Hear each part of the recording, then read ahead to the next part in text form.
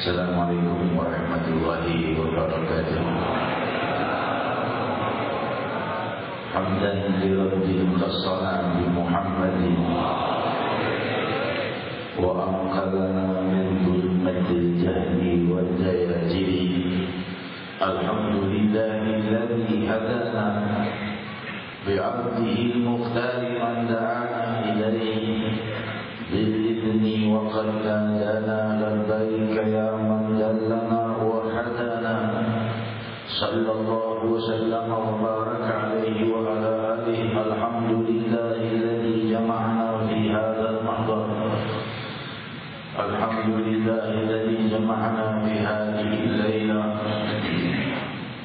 Limpahan puji kehadirat Allah Jalla wa'ala, Maha Raja langit dan bumi, Maha menguasai setiap perasaan dan jiwa, Maha mengetahui apa yang terjadi di waktu mendatang, Maha menentukan kehidupan hamba-hambanya sepanjang waktu dan zaman, Maha mengatur terbit dan terbenamnya matahari dan bulan, Maha mengatur siang dan malam, Maha memiliki lautan, hewan dan daratan, dan Maha mengetahui setiap lintasan pemikiran hamba-Nya, setiap niat dan keinginan hamba-Nya, setiap getaran perasaan hamba yang baik dan buruknya diketahui oleh Allah Jalla wa'ala yang Maha melihat, Maha mengetahui setiap rahasia dan setiap rencana baik dan buruknya. Dialah Allah yang Maha mensucikan jiwa dari niat-niat yang hina. Semoga jiwaku dan kalian disucikan Allah dari niat-niat yang hina. Hadirin hadirat yang dimuliakan Allah, di malam agung ini kembali kita berkumpul di akhir-akhir penghujung bulan Rajab yang diberkahi Allah. Maka mereka yang masih belum termuliakan dengan kemuliaan Allah, maka raihlah. Jangan lewatkan bulan Rajab ini. Jiwa kita masih belum bertaubat kepada Allah, masih belum meminta kepada Allah untuk dibenahi hal-hal yang hina dalam diri kita. Dan jadikanlah Rajab ini meninggalkan kita dengan membawa segenap dosa dan kesalahan kita, dengan doa dan munajat, dan juga perbanyak doa agar dengan lewatnya bulan Rajab ini lewat pula segala kesulitan dan permasalahan kita dunia dan akhirat. Teruntunglah mereka yang memperbanyak doa dan munajat di hadirat Allah, seraya berdoa, wahai Rabbi, jangan lewatkan Rajab ini terkecuali Kau jadikan Sya'ban merupakan matahari kebahagiaan bagi kami sepanjang hidup hingga kami wafat, hingga kami menghadap-Mu. Hadirin yang dimuliakan Allah wal hadirat, telah bersabda sang Nabi sallallahu alaihi wasallam, diriwayatkan oleh Sayyidatuna Aisyah radhiyallahu anha wa ardhaha, sebagaimana hadis yang kita baca, lam yakun Nabi sallallahu alaihi wasallam yasumu syahran akthar min Sya'ban wa kana yasumu Sya'ban kullahu. Belum pernah Rasul sallallahu alaihi wasallam itu puasa sunnah sebanyak di bulan Sya'ban, dan pernah Rasul itu berpuasa sebulan penuh di bulan Sya'ban. Hadirin hadirat, sampai di sini kita membahas terlebih dahulu betapa mulianya bulan Sya'ban, karena Rasul sallallahu alaihi wasallam memperbanyak ibadah di bulan Sya'ban, di antaranya puasa. Dengan memperbanyak puasa di bulan Sya'ban itulah Rasul sallallahu alaihi wasallam mengajarkan umatnya. Belum pernah beliau memperjuangkan banyak berpuasa sunnah melebihi di bulan Sya'ban. Oleh sebab itu hadirin hadirat, isyarat ilahiyah dari perbuatan sang Nabi yang sangat mengetahui letak waktu-waktu mulia, waktu-waktu mulia dan waktu-waktu yang lebih mulia dari sebagian waktu lainnya. Saya mengambil waktu-waktu tersebut untuk memperbanyak ibadah yang tentunya telah menjadikan isyarat yang jelas bagi kita bahwa waktu-waktu tersebut sangat dimuliakan Allah. Jika waktu tersebut sangat dimuliakan Allah, maka disitulah kesempatan bagi kita mengambil kesempatan untuk memperbanyak doa, munajat dan ibadah. Karena di saat-saat yang dimuliakan Allah itu, barangkali kita mendapatkan anugerah yang lebih dari waktu lain. Bulan Sya'ban Al-Mukarram pula menyimpan kemuliaan yang banyak. Di antaranya adalah turunnya firman Allah, Inna Allah wa malaikatahu yusalluna 'alan nabi ya ayyuhalladzina amanu sallu 'alaihi wa sallimu taslima. Ayat ini turun di bulan Sya'ban. Maka bulan Sya'ban disebut bulan salawat kepada Nabi Muhammad sallallahu alaihi wasallam, karena di bulan Sya'ban inilah Allah menurunkan firman tersebut bagi seluruh mukminin mukminat hingga akhir zaman untuk memperbanyak salawat kepada sang Nabi. Hadirin hadirat, persiapkan kedatangan bulan Sya'ban dengan menyambut anugerah ilahiyah yang disiapkannya kepada hamba-hambanya yang mau menerima anugerah dengan memperbanyak salawat kepada Sayyidina Muhammad sallallahu alaihi wasallam wa baraka alaihi, yang semoga dengan Sya'ban yang kita padanya perbanyak salawat itu akan membuka rahasia keberkahan di waktu mendatang dengan kemuliaan dunia dan akhirat. Mukminin mukminat tiada pernah berhenti berharap kepada Allah. Hadirin hadirat yang dimuliakan Allah, dan di bulan Sya'ban itu pula terjadinya perpindahan kiblat dari Masjidil Aqsa menuju Makkah Al-Mukarramah Masjidil Haram. Turunnya ayat An-Nara taqalluba wajhika fis sama' falanuwalliyannaka qiblatan tardaha walli wajhaka syatral Masjidil Haram. Allah Subhanahu wa taala berfirman, aku telah melihat engkau menginginkan kiblat yang mengarah ke tempat yang lain dari Masjidil Aqsa, wahai Muhammad, maka adakanlah kiblatmu ke masjid yang kau inginkan, yaitu Masjidil Haram. Maka sang Nabi mengarahkan kiblatnya menuju Masjidil Haram, dan kemudian turun ayat penyempurnanya, maka adakanlah wajahmu ke Masjidil Haram. Demikian hadirin hadirat, Sya'ban merupakan kesempurnaan Allah Subhanahu wa taala muncul padanya kepada Sayyidina Muhammad sallallahu alaihi wasallam, yang mana bulan Rajab adalah bulan kemuliaan salat, dan salat masih berlanjut terus menghadap kepada Masjidil Aqsa. Dan kemudian di bulan Sya'ban, belasan bulan setelah diwajibkannya salat itu, maka dihadapkanlah kiblat itu ke Masjidil Haram hingga saat ini, dan kejadian itu di bulan Sya'ban. Dan bulan Sya'ban pula mempunyai kemuliaan agung, yaitu malam nisfu Sya'ban, yang di malam itu Allah Subhanahu wa taala memuliakan hamba-hambanya dan disunnahkan padanya untuk memperbanyak doa dan munajat, sebagaimana dijelaskan oleh Hujjatul Islam Al-Imam Syafi'i alaihi rahmatullah, bahwa berbeda pendapat ulama tentang malam Lailatul Qadar. Sebagian mengatakan di bulan Ramadan, sebagian mengatakan di malam nisfu Sya'ban. Namun tentunya pendapat yang lebih kuat, Lailatul Qadar adalah di bulan Ramadan. Namun ada juga pendapat yang mengatakan malam nisfu Sya'ban mempunyai kemuliaan seperti malam Lailatul Qadar. Dan di malam nisfu Sya'ban pula Allah Subhanahu wa taala memberikan kesempatan kepada hamba-hambanya dengan berganti amal kitab setiap tahunnya. Amal kitab pahalanya dan dosanya yang diganti setiap tahun, agenda dosa dan pahala itu diganti oleh Allah mulai malam 15 Sya'ban. Dan di situ disunnahkan untuk memperbanyak ibadah. Muncul pertanyaan kepada saya tentang amal apa yang paling baik di malam nisfu Sya'ban. Sebagian para ulama mengajarkan salat 100 rakaat dan lainnya. Tentunya tidak ada belum saya temukan satu dalil yang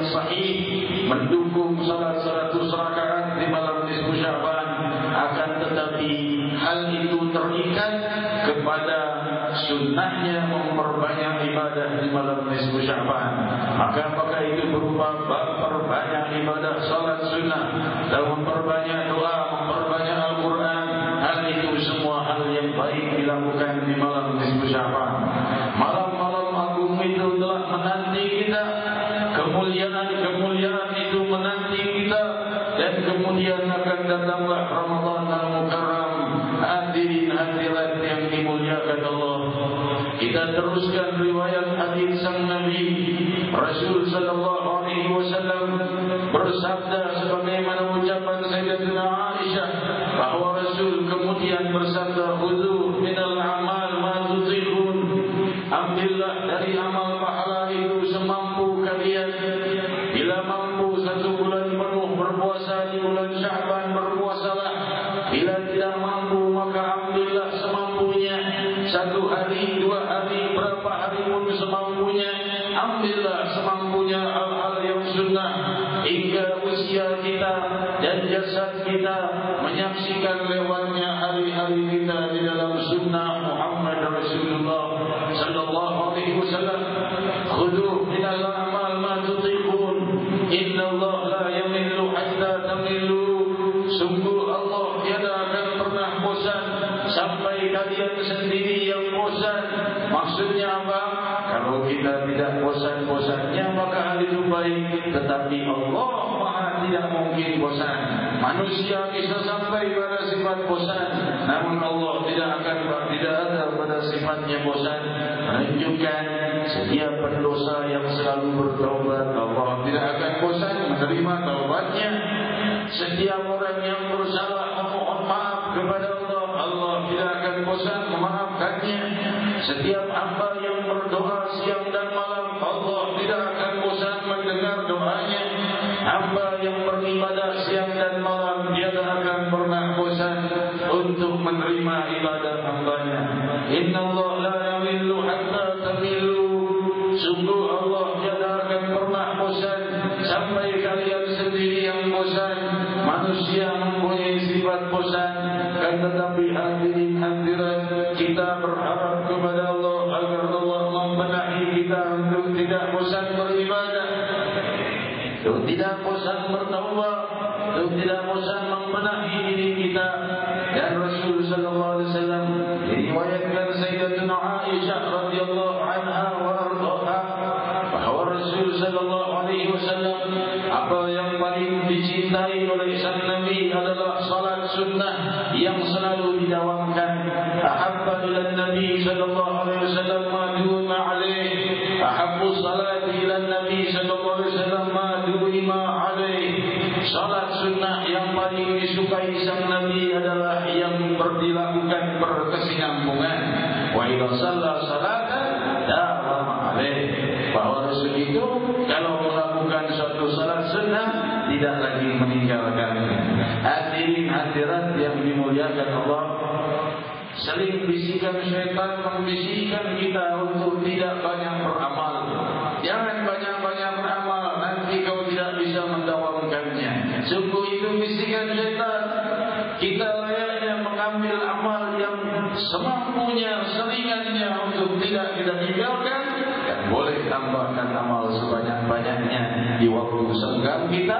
Walaupun sering kita tinggalkan, lebih baik daripada tidak sama sekali. Tetapi ada amal-amal yang sangat ringan, yang selalu kau jaga, yang tidak pernah kau tinggalkan, dalam keadaan safar atau dalam keadaan di rumah, dalam kerjaan kesibukan atau dalam keadaan sakit, tetap kita jaga. Ada yang menjaga salawat kepada Nabi sallallahu alaihi wasallam 100 kali setiap hari. Salawat 100 kali, tidak makan waktu 10 menit dari 24 jam, tidak sempat pagi siang, tidak sempat siang sore, tidak maghrib isya subuh, lewat 1 hari semalam, bisa diqadha esoknya. Hadirin hadirat yang dimuliakan Allah, ahabbus salat ila Nabi sallallahu alaihi wasallam du'ima alaihi. Sebaik-baik salat yang paling dicintai sang Nabi, salat sunnah itu yang dikerjakan berkesinambungan, tidak ditinggalkan. Kita mempunyai waktu 24 jam. Lihatlah mana waktu yang paling senggang pada hari-harimu. saya lebih santai waktu maghrib, ambil 2 rakaat ba'diyah Isya. Saya tidak punya waktu sholat sunnah ba'diyah ba'diyah, sholat fardu saja curi-curian waktunya karena saya sibuk bekerja, ambil 2 rakaat saja. Barangkali qabliyah subuh 2 rakaat atau ba'da maghrib, waktu yang sudah jelas engkau di situ tidak terlalu sibuk, ambil 2 rakaat saja. 2 rakaat dulu jangan ditinggalkan. Kalau ada waktu boleh qabliyah zuhur 4 rakaat, ba'diyah zuhur 4 rakaat, qabliyah asar 4 rakaat, maghrib tambah awabin 6 rakaat, qabliyah isya 4 rakaat, ba'diyah isya 4 rakaat, boleh ditambah. Tapi punya satu waktu yang tidak tertinggalkan dari hal yang sunnah Nabi Muhammad SAW. Yang 2 rakaat tidak tinggalkan. Yang lainnya saat sedang dilakukan, yang tidak saat sibuk bisa kita tinggalkan karena hal itu sunnah. Tetapi ada amal-amal yang kita pegang walaupun hal itu ringan, tapi itu tidak kita tinggalkan sebagai mencapai kecintaan Nabi kita Muhammad SAW yang pasti padanya kecintaan Allah Subhanahu wa taala. Wa kana idza shalla salatan dawama alaihi. Rasul itu kalau sudah melakukan satu salat sunnah, beliau tidak meninggalkannya. Bihadari wa safari. Sebagaimana riwayat Sahih Bukhari, Rasul sallallahu alaihi wasallam melakukan salatul witir dan tidak pernah meninggalkan dimanapun beliau berada, bahkan saat beliau safar di atas kendaraannya beliau melakukan salatul witir. Perlu kita ketahui, salat sunnah itu kalau di dalam perjalanan tidak wajib menghadap kiblat, bisa ke barat, ke timur, kemana saja arahnya kendaraan kita, boleh kita melakukan salat padanya. Bisa berdiri, bisa duduk. Demikian di dalam salat sunnah. Kalau salat yang fardu tentunya harus menghadap kiblat. Hadirin hadirat yang dimuliakan Allah, demikian ringan dan mudahnya Nabi kita mengajarkan kepada kita sallallahu wasallam wa baraka alaihi wa ala alihi. Maka kita sudah berada di akhir bulan Rajab untuk membenahi kehidupan dan hari-hari kita sebaik-baiknya, membenahi jiwa kita sebaik-baiknya, mempersiapkan diri masuk ke bulan Sya'ban dengan kemuliaan, persiapkan diri sampai ke gerbang Ramadan dengan seindah-indah keadaan. Hadirin hadirat yang dimuliakan Allah, Allah Subhanahu wa taala tiada henti-hentinya memuliakan hamba-Nya dengan kemuliaan yang Ia dapatkan. Kemuliaan di dunia dan kemuliaan di akhirat adalah milik Allah. Tu'izzu man tasha' wa tudhillu man tasha'. Allah itu memberikan kewibawaan dan kemuliaan pada yang dikehendakinya, dan Allah Maha mencabutnya dari yang dikehendakinya. Hadirin hadirat yang dimuliakan Allah, jangan kita terlalu sedih dengan keadaan diri kita misalnya yang dalam kesulitan atau sering terkena musibah. Karena musibah itu bukan hanya di dunia, musibah itu bisa saja di alam barzakh, musibah bisa pula di alam akhirat. Bisa saja orang banyak kena musibah di dunia, tapi di alam barzakh dia bebas dari musibah dan di yaumul qiyamah dia bebas. Atau sebaliknya, orang yang selalu lancar hidupnya di muka bumi, tapi di alam barzakh banyak terkena musibah, atau di yaumul qiyamah banyak terkena musibah. Dan musibah yang cukup berat adalah pertanyaan atas kenikmatan. Jika diriwayatkan Nabi Allah Sulaiman alaihi salatu wassalam jika sedang melihat kerajaan, sebagaimana kita ketahui bahwa Nabi Sulaiman ini ditundukkan untuknya hewan, manusia dan jin dan tumbuhan, dan juga angin ditundukkan untuknya dan air, sehingga taatlah kesemuanya kepada Nabi Allah Sulaiman alaihi salatu wassalam. Jika dia sedang melihat kerajaannya dari atas angin, maka Jibril alaihi salatu wassalam mendatangi Nabi Sulaiman alaihi salam dan berkata, "Wahai Sulaiman, kau lihat petani yang sedang bekerja di tengah ladang itu, tanyalah dia." Maka Nabi Allah Sulaiman pun turun dan bertanya, "Wahai petani, apa yang ada di hatimu sampai Jibril datang pada memerintahkanmu bertanya apa yang ada di hatimu?" Tani itu berkata, "Wahai Sulaiman, aku bersyukur kepada Allah dengan kenikmatanku yang seluas-luasnya." Nabi Allah Sulaiman berkata, wahai petani, kenikmatan seluas-luasnya seperti apa? Kau bekerja dari pagi hingga sore dan kau hanya mendapatkan barangkali makanan untuk hari esok, dan hari esok lagi kau tidak ada makanan kecuali dengan bekerja lagi. Apa kau sebut keluasan dan kenikmatan sehingga kau bersyukur kepada Allah? Ceritakan padaku kenikmatan yang datang padamu. Dan itu berkata, wahai Sulaiman, aku gembira karena hisabku perhitungan nikmatmu sedikit. Apa yang akan dihisab dari kenikmatan? Cuma alat tani ini, alat tani, istri dan anak. Itu saja yang akan dipertanyakan oleh Allah, yang harus bertanggungjawabkan. Tapi engkau, wahai Sulaiman, kau bertanggung jawab, mempunyai hak dan kewajibanmu pada semua hewan, tumbuhan, jin dan seluruh apa yang ditundukkan Allah. Maka sujudlah Nabi Sulaiman menangis kepada Allah Subhanahu wa taala, beri aku kemudahan dalam bertanggung jawab. Bergetar jiwa Sulaiman alaihi salatu wassalam ketika dikatakan, kau akan bertanggung jawab hak dan kewajibanmu atas hewan, tumbuhan, jin, angin dan semua yang ditundukkan Allah. Hadirin hadirat yang dimuliakan Allah, oleh sebab itu jangan sampai kita terlalu sedih atau terlalu bingung dan risau. Musibah yang datang di dunia barangkali itu berupa kemudahan yang kekal dan abadi yaumul qiyamah. Dan jangan pula kita tertipu dengan keadaan orang yang dalam selalu kenikmatan. Alhamdulillah, barangkali hari esok dia terkena musibah yang sangat berat dan menakutkan, atau barangkali musibah setelah wafatnya, atau musibah di alamul barzakh. Hadirin hadirat yang dimuliakan Allah, kondisi saya malam hari ini masih belum fit, maka kita bermunajat kepada Allah Subhanahu wa taala. Semoga Allah Subhanahu wa taala terus mensukseskan daripada dakwah Nabi kita Muhammad sallallahu alaihi wasallam. Bermunajat kepada Allah dan bersyukur di mana semalam telah sukses acara kita dihadiri lebih dari 50.000 muslimin muslimat. Semoga Allah Subhanahu wa taala terus memberikan kesuksesan kepada kita dengan acara besar di malam nisfu Sya'ban yang akan datang. Kita akan buat acara besar-besaran, insyaallah dihadiri ratusan ribu muslimin muslimat dalam doa dan munajat di malam nisfu Sya'ban. Kita bermunajat kepada Allah Subhanahu wa taala, benahi jiwa kami lebih, terbitkan kebahagiaan dan keberkahan bulan Rajab ini. Pastikan kami dalam keluhuran dan tidak keluar dari bulan Rajab terkecuali dalam cahaya pengampunan. Tidak keluar dari bulan Rajab ini kecuali kami dalam keindahan, keridhaan, kesucian, kemuliaan, keluhuran.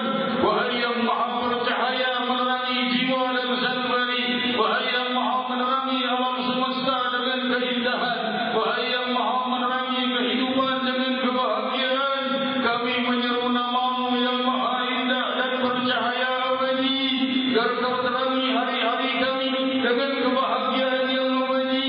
Kau damaikan jiwa kami dengan cahaya keagunganmu, kau sejukkan sanubari kami dengan cahaya keindahanmu. Faqulu jami'an ya Allah, ya Allah, ya Allah, ya Allah, ya Allah, ya Allah, ya Allah, ya Allah, ya Allah, ya Allah, ya Allah,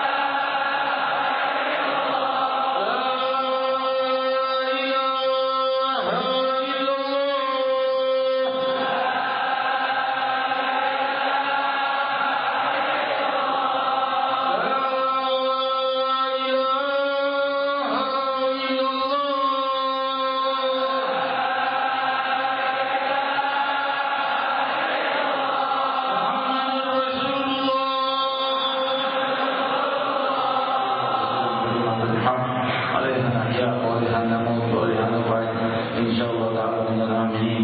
Kita teruskan acara kita dengan doa bersama, mendoakan seluruh muslimin muslimat agar diberi keselamatan oleh Allah Subhanahu wa taala, mereka yang dalam kesulitan, mereka yang dalam musibah, mereka yang dalam bencana, agar Allah Subhanahu wa taala menolong mereka dengan kedamaian, dengan keluasan, dengan kebahagiaan, dengan keberkahan dan penyelesaian dari segala kesulitan mereka. Dan juga kita berdoa agar Allah Subhanahu wa taala mengangkat seluruh musibah kita, menyelesaikan segala permasalahan kita, menenangkan sanubari kita. Amin Allahumma amin. Ya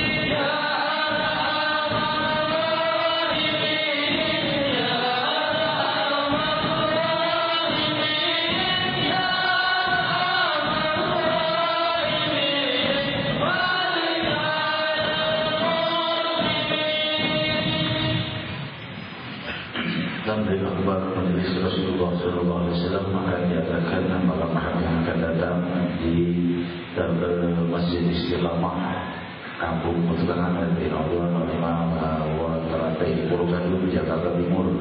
Demikian selanjutnya kita ziarah bersama. Demikian hadirin hadirat untuk ayahanda kita yang kita muliakan Al-Habib Mustafa Al-Atas Al-Masykur. Bismillahirrahmanirrahim. Allahumma salli ala sayyidina Muhammadin fil awwalin wal akhirin. Wa salli wa sallim ala sayyidina Muhammadin nabiyyin wal mursalin. Wa salli wa sallim ala sayyidil kulli wal rahim. Wa salli wa sallim ala kulli mar'in a'la ila yawmiddin. Allahumma ihdina